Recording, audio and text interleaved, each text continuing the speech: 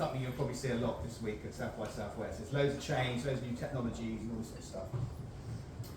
And consumers are moving faster than most businesses can keep up with. There's always a new platform, a new technology, a new initiative that our clients, customers are already engaging with, and our clients can't keep up with that. It's too fast. So they really need a partner that can move at the pace that their customers are. And usually agencies or even businesses themselves will build a department that is very much about innovation and tech or sort of that side of things. They'll build like a little thing in the corner that's supposed to be around the future and inventing new things, and usually it's a tax write-off and this.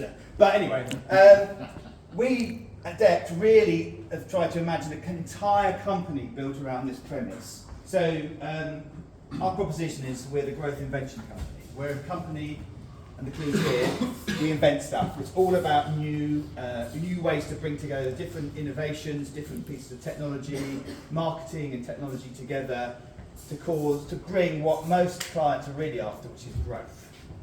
Everyone needs growth at the moment to build their business.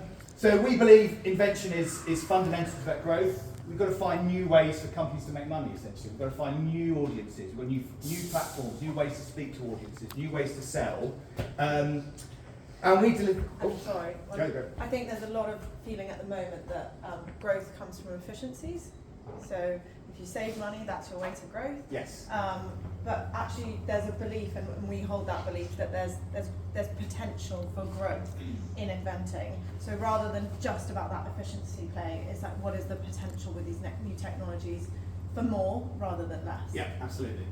And I guess our USP is the bringing together of technology and marketing. So we've got a very 50-50 business. Half the two, I think it's about 4,000 people globally.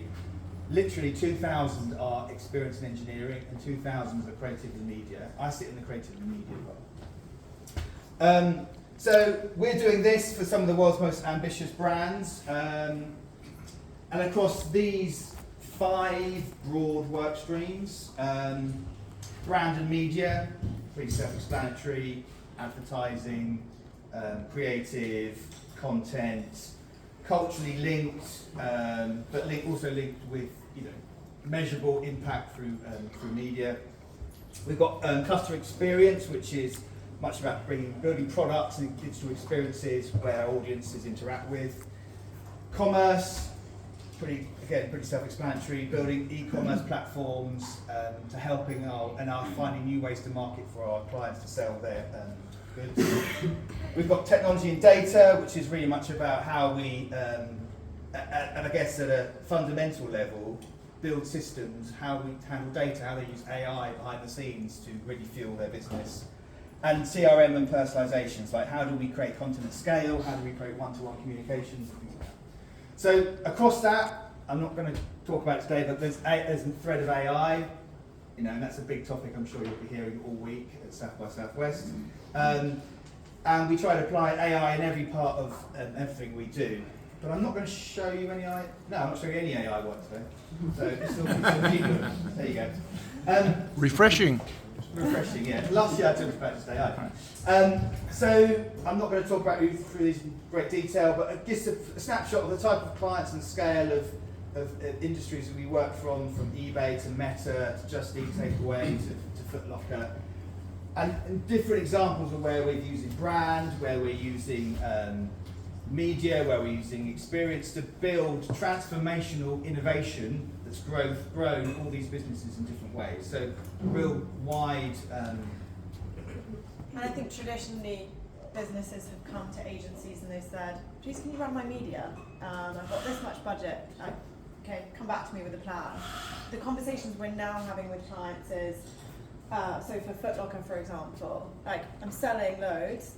The business is going facing, I've got a profitability problem, and that's being driven by the volume of returns. It's bad for customers, it's bad for us as a business, and actually it's bad for the environment. Can you help us solve that problem? And yes, there's a media play to that, and it's probably going to come out in a media plan, but it's a business problem rather than just a brief. And the services which Jeff talked to rather than just being brand or just creative, actually having the plethora of expertise means that we can take business problems and then create our briefs around them and actually have real impacts for our customers. So, you're going to do this one, Well, yeah. aren't you? I think some of you know us. Obviously, if you're from the Netherlands, we still have an amazing. We've got an office in Rotterdam and in Amsterdam, and it's kind of still our headquarters. But across the globe, we're about 4,000 people, 20 different countries, lots of nationalities, and about 4 billion of media under management. So again, kind of a real. I think we keep that number on the slide because if you say you're a media agency, that we're not a pure play media agency, you might kind of think, is that just a team of 3 people in the corner doing the work? But we actually run media for some of the biggest businesses in the world, like OpenAI and Meta.